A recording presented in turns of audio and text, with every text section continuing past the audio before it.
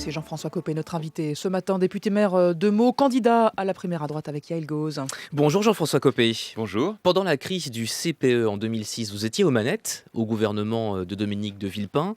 Réforme adoptée à l'époque au 49.3, finalement pas appliquée.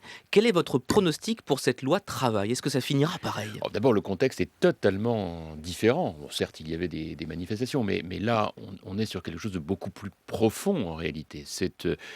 Depuis le début de ce quinquennat, le syndrome d'un effondrement du commandement. C'est notre pays, en réalité, aujourd'hui, se trouve totalement déstabilisé par le fait qu'on a un président de la République qui ne donne pas une vision claire de ce qu'il veut et qui n'est pas en situation d'appliquer les décisions qu'il prend avec son gouvernement. Mais imaginez, si vous revenez au pouvoir, si juste avec une loi travail aujourd'hui, loi rejetée par le MEDEF, il y a autant de mouvements sociaux, qu'est-ce que ce sera avec vous ? Attendez, là le problème c'est que il y a une sacrée différence entre ce pourquoi François Hollande a été élu, à savoir un programme très à gauche de hausse massive d'impôts. Je rappelle qu'il aura augmenté de plus de 40 milliards d'euros les impôts des Français. Et ce qu'on voit aujourd'hui, c'est-à-dire une loi qui au départ se voulait un petit peu plus libérale, un tout petit peu plus, mais qui finalement maintenant n'est plus rien. Elle est totalement illisible. C'est cette confusion des genres qui met en réalité la France dans cette situation de perte totale de repères. Derrière ça, il y a une réalité. Il faut absolument proposer aux Français un autre projet. C'est ce à quoi je m'emploie dans le cadre de ma famille politique à droite, en changeant la méthode de gouvernement. Vous l'évoquiez à l'instant. C'est pour cela que je propose qu'on gouverne... On va y revenir aux ordonnances. On va y revenir. Oui, mais on va y revenir. C'est majeur. C'est bien parce que ça n'était pas dans le programme électoral initial que tout s'écroule. Et donc, demain, moi, ce que je propose, c'est que ce soit un projet qui soit proposé aux Français dans le cadre de la campagne et qui donne lieu à des décisions immédiates par ordonnance. Dans l'immédiat, c'est une semaine sociale, semaine assez chaude, avec la SNCF, les dockers, les marins, les facteurs, les contrôleurs aériens qui eux aussi se mettent en mouvement. Est-ce que c'est cette fameuse convergence des luttes que vous redoutez toujours au gouvernement, de droite comme de gauche ? Enfin, convergence des luttes, c'est des formules un peu gauchistes.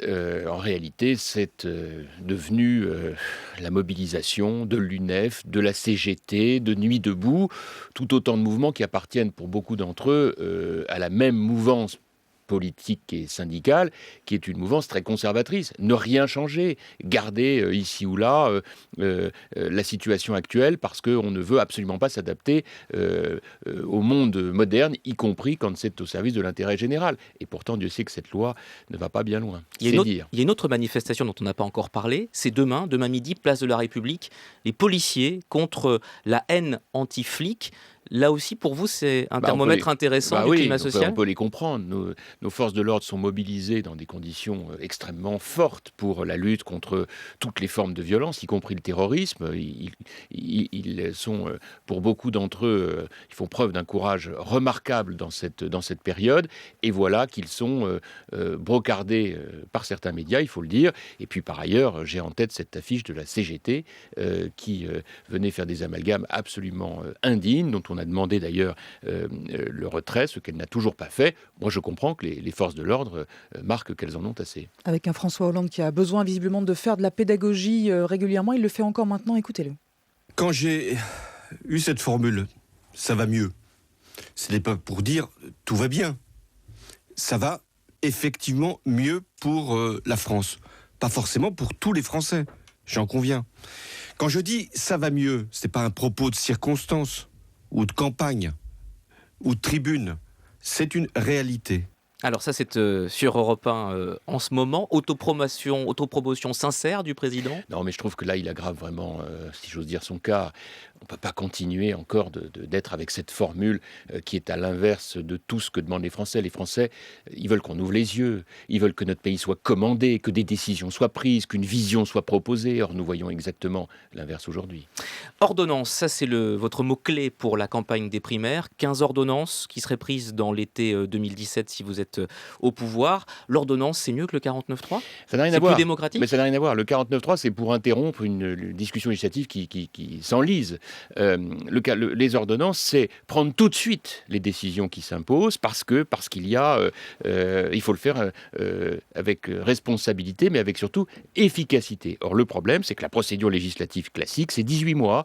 Et 18 mois, dans un moment où on a besoin de prendre 15 décisions qui débloquent le pays et qui touchent, à mon sens, à 3 piliers le rétablissement de l'autorité, on voit nos problèmes de sécurité, la liberté économique à tous les étages, et troisièmement, la lutte contre le communautarisme On y religieux, vient, on y il vient. faut prendre des décisions immédiatement, dès Une lors qu'on les a ordonnance- présentées aux Français. Une ordonnance pour créer un code de la laïcité et des cultes.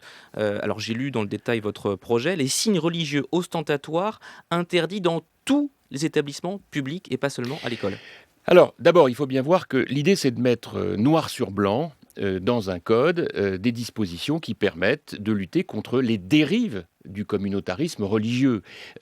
Chacun est quand même bien conscient, et les Français, toutes sensibilités religieuses confondues d'ailleurs, disent les uns et les autres que les dérives auxquelles on assiste fissurent la République. Soyons concrets, Alors- pas de foulard à alors- l'université. Alors ça veut dire donc que je propose une dizaine de mesures qui me permettent de mettre noir sur blanc ce que veut dire la laïcité. Parmi celles-ci, effectivement, l'idée d'étendre la loi de 2004 qui s'applique aujourd'hui à l'école à l'ensemble des établissements publics, c'est-à-dire qui concerne aussi bien les mairies, les tribunaux, Exclusion des étudiants de voilés. universités, Si on va au bout de les votre logique, c'est ça. universités. Mais pas seulement. C'est-à-dire que l'idée, c'est que tous les établissements publics, je pense que l'erreur serait de faire un focus sur simplement l'université. C'est tous les établissements publics qui, au nom de la laïcité, verraient la même application que ce qu'il y a aujourd'hui dans les écoles publiques. Quel est Alors, ce qui est l'objectif ? paradoxal, monsieur Copé, c'est que ce matin, le pape François dans la Croix dit si une femme veut porter le voile, elle doit pouvoir le faire. La France exagère la laïcité.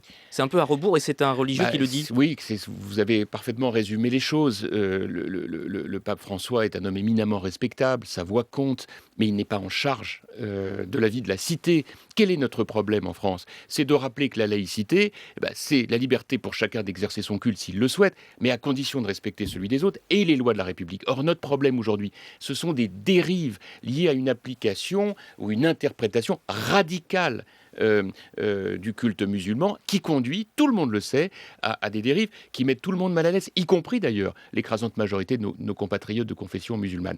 Et donc le code que je propose, que j'ai annoncé aux Français il y a quelques jours sur TF1, c'est pour justement répondre à tous les problèmes, le mettre noir sur blanc. Ça concerne effectivement, vous l'avez dit, le port du voile dans les établissements publics, mais pas seulement. Il y a une dizaine de mesures. Ça concerne la certification, par exemple, des imams qui aujourd'hui ne le sont pas. Et donc on sait très bien que ça se passe dans des situations anarchiques. Ça peut concerner aussi le fait de sanctionner des propos qui relèvent de l'islamisme radical et aujourd'hui qui ne sont pas prévus dans le code pénal avec une sanction qui soit digne de ce que cela doit être pour des actes très graves. Ça, c'est pour 2017 si vous gagnez la Bien primaire. sûr. D'ici là, il y a la vie de votre famille politique, les Républicains. Bureau politique ce soir, rue de Vaugirard, pour trancher la question du vote des expatriés. Vous y serez ce soir à la réunion de famille ? Alors non, je n'y serai pas parce que je suis en campagne et que je me rends à New York pour 24 heures, donc c'est très court.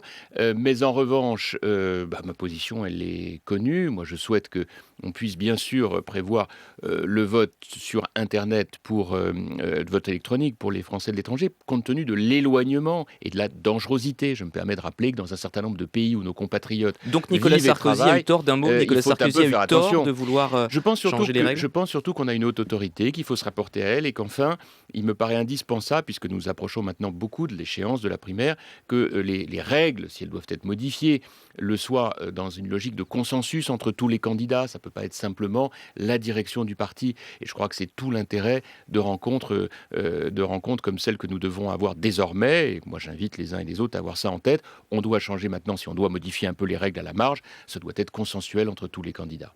Merci Jean-François Copé.